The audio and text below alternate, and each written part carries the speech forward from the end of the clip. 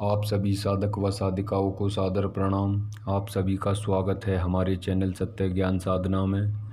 आज सभी दर्शक जनों को, शिष्य जनों को नवरात्रि की हार्दिक शुभकामनाएं। आप सभी शिष्य व दर्शक जनों के जो भी मनोरथ को लेकर आप पूजा अर्चना जो भी कार्य कर रहे हैं या साधना कर रहे हैं उसमें सफल हों, वह आपका मनोरथ पूर्ण हो। साधकों की कुछ फरमाइश आ रही थी कि गुरु महाराज आपकी वीडियो नहीं आ रही हैं, ना कोई ज्ञान आ रहा है आपका, तो जैसे आप ज्ञान बताते हो थोड़ा। तो साधकों ज़रा ऐसा था कि मतलब कुछ शिष्य जनों को साधनाओं पर बिठा रहे थे तो उसमें बिजी थे, तो यानी जो शिष्य वीडियो बनाता है उसको हम यानी ये बोल करके जो आवाज़ भेजते हैं ये भेज नहीं पा रहे थे, तो इस वजह वीडियो तैयार नहीं हो पा रही थी। तो आज आपने इसका जो टाइटल है वे तो पढ़ ही लिया होगा कि शरीर के देवगणों की साधना। देखिए साधकों, शरीर के देवगण वे होते हैं जिस शरीर में हम मानव वास करते हैं। जो ये हमारा शरीर है, इस शरीर के देवता होते हैं, देव होते हैं। जैसे आँखों के देव, नाभि के देव, हाथ के देव, पैर के देव, घुटने के देव, मतलब पैर के नाखून से लेकर के सर के बाल तक के देव होते हैं। इस शरीर के नाना प्रकार के देव होते हैं। तो साधकों, जैसे आप अपने पितरों की, इष्ट देव की या किसी भी देवी देवता या माता रानी की आप पूजा करते हो बड़ी फ़िक्र के और चिंता के साथ में, जैसे अब नवरात्रे आ गए तो बड़ी फ़िक्र के साथ सभी लोग लगे हुए हैं। तो इसी प्रकार अगर आप अपने शरीर के देवगणों की पूजा अर्चना किया करें तो आपके शरीर में जो रोग उत्पन्न होते हैं, जैसे कि बवासीर, धात रोग, नपुंसकता या पैर में जैसे कैंसर, तो इस प्रकार के जो भी मतलब हज़ारों जनों के हज़ारों रोग होंगे।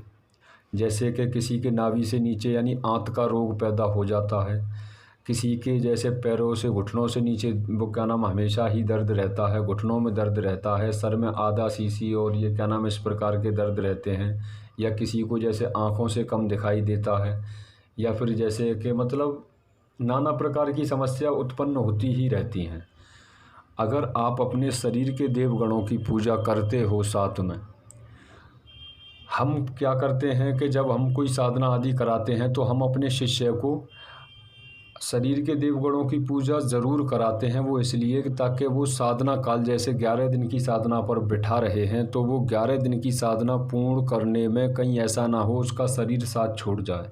तो इस वजह उसको पूजा ज़रूर देते हैं, समझाते हैं कैसे क्या करना होता है। तो ये पूजा कैसे होगी ये समझाते हैं आपको। साधना, ये साधना का मंत्र है ओम सर्वेभ्यो शरीर देवेभ्यो नमः, ओम सर्वेभ्यो शरीर देवेभ्यो नमः।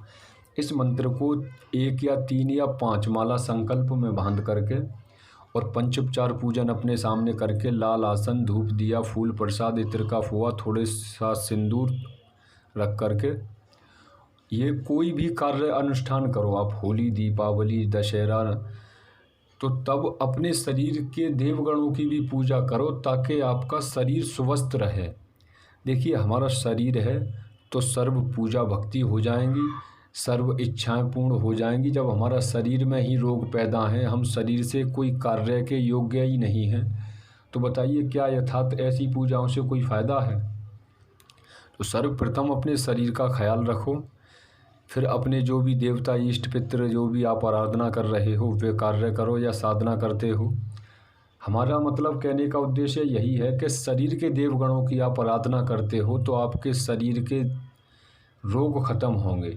जब आप किसी देवता से प्रार्थना करते हो कि मेरे सर में दर्द रहता है या मेरे कैंसर हो गया है ये ठीक हो जाए, या मालिक या दरगाह, मस्जिद, मजार, मंदिर भागते ही रहते हो, तो आप अगर ये शरीर के देवगणों से प्रार्थना करें, क्योंकि देवता भी इसी प्रकार करते हैं। जब आप वहाँ देवता आपकी सुन लेते हैं या आपके इष्ट सुन लें तो आपके इष्ट आपके शरीर के देवगणों को राजी करके उन्हीं पर ठीक करवाते हैं, शायद आपको ना मालूम हो। तो आप शरीर के देवगणों की खुद भी पूजा दिया करें, वह ज़रूरी होता है। ठीक है साधकों,